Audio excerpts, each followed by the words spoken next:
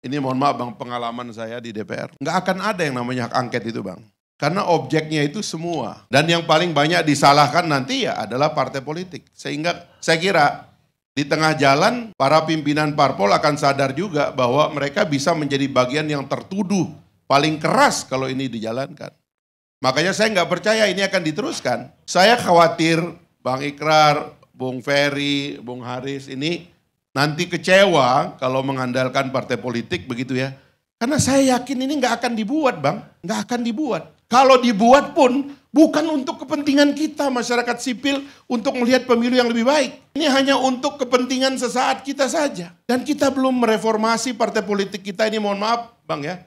Anggota dewan kita ini kan Korea-Korea kata Bang Bambang Pacul tuh. Suruh marah-marah, suruh diam-diam gitu. Karena prinsip itu tadi perwakilan rakyat yang tidak tegak. Karena sistem party ID, engagement antara partai politik atau anggota partai politik dengan konstituensinya yang tidak kuat. Ini nggak sehat Bang, jadi kita janganlah mau menggunakan momentum ini hanya sebagai kelanjutan dari kekecewaan kita terhadap, mohon maaf, kekalahan. Setiap kekalahan, karena pemilu itu hasilnya cuma dua, kalau nggak menang kalah. Dan pertarungan apapun di dunia ini, kalau nggak menang kalah. Dan biasanya yang menang senang, yang kalah protes. Kalau itu adalah ekstensi dari menang kalah dan kekecewaan dari yang kalah. Sayang Bang, kita mau betul-betul ada momen bagi bangsa ini untuk meletakkan ini secara sangat tenang dan melakukan pembacaan secara serius apa yang harus diperbaiki dari pemilu kita ini. Betul nggak kita mau memperbaiki? Misalnya memutuskan pemilu itu tentang kandidat atau partai politik.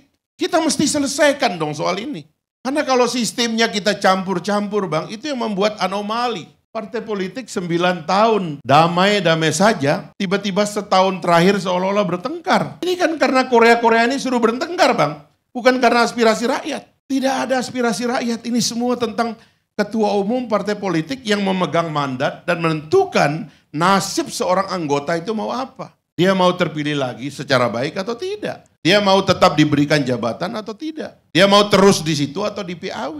Dia dipecat atau tidak. Ini Bang mesti diperbaiki. Saya kira, ya saya mohon maaf ya, saya memang tadi datangnya, karena saya jarang juga ngomong Bang, apalagi soal angket. Karena saya tahu kan ceritanya bagaimana angket itu nanti setelah pengusulan, pembacaan di sidang paripurna. Bagaimana sebenarnya kalau di belakang layar itu ketua-ketua umum partai itu sudah ada main mata. Ya udahlah, nggak usah datang semua. Ya kan, nanti votingnya kalah dan saya udah tahu lah ini Bang. Betul nggak partai-partai ini berani mengumumkan sekarang karena kami kalah, kami tidak mau menjadi bagian dari pemerintahan. Misalnya kayak gitu Bung Haris. Karena itu bisa jadi nego. Kan itu yang sungguh-sungguh ingin kita lihat Bang.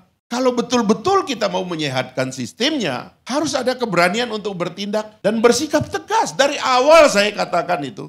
Kalau bicara perubahan itu paling tidak 3 aspek perubahan yang harus kita penuhi. Jadi perubahannya apa? Jaringan dan institusi perubahannya itu apa saja sebagai alternatif. Yang ketiga, tokoh perubahannya itu siapa? Betul nggak mereka ini yang punya mental untuk berubah menjadi pemimpin oposisi yang bertahan? Saya menghargai Pak Prabowo karena bertahan sebagai pemimpin oposisi dalam waktu yang lama. Sampai kemudian terakhir mengambil keputusan karena ada situasi nasional yang berbeda. Tapi tokoh-tokoh yang disebut tokoh perubahan ini kan tidak muncul Bang. Ada yang mulai siap-siap mempersiapkan karir barunya. Ada yang mau maju pilkada dan sebagainya. Enggak begitu Bang, kalau kita ini betul-betul serius gitu. Harus ada dedikasi dan setia juga kepada cita-cita kita. Jangan ini semua adalah menjelang deal semuanya. Kita disuruh ribut karena ada yang deal di belakang layar. Kan jadi tidak sehat Bang. Itu yang saya lihat. Jadi saya tidak percaya ada yang namanya angket ya. Karena saya tahu betul ini masalahnya sedalam apa. Partai politik tidak akan berani mengambil resiko kalau ada investigasi hukum. Karena masyarakat sipil ini bisa-bisa nanti bilang bubarkan semua partai politik yang ada sekarang. Karena semua sudah terlibat dalam kerusakan ini. Berani nggak kalau kesimpulannya begitu nanti? Gak bakalan berani Bang. Dan itu akan terjadi.